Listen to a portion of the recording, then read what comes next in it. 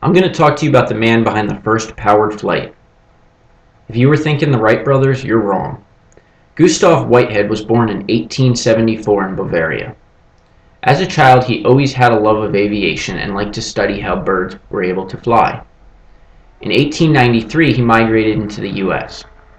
He got his first job for a New York toy manufacturer, E.J. Horseman, where he was in charge of designing and building box kites and gliders.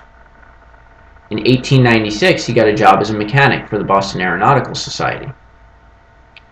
During all this, he continued and built many flying machines, but he didn't have his first successful flight until 1901, 2 years before the Wright brothers.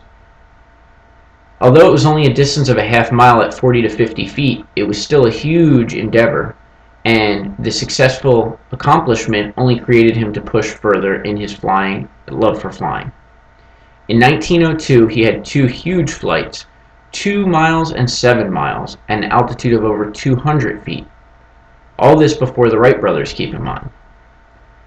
All of this was kept very quiet due to the fact that he didn't want all the publicity and tended to keep his locations of his flights and his times very secretive.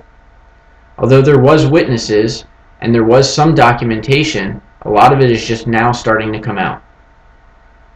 In 1908, Whitehead Motor Works was created. Gustave built 25, 40, and 75 horsepower motors that he had also designed.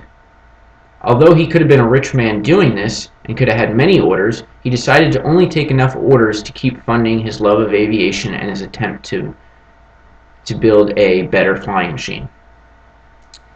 In 1927, Gustave died of a heart attack after attempting to lift a motor out of an automobile that he had been working on. There is many controversy over Gustave and whether he truly was the first flyer. All the facts are starting to come out, and it seems more and more evidence is coming out that he was actually the first successful person to fly in Connecticut 2 years before the Wright brothers did.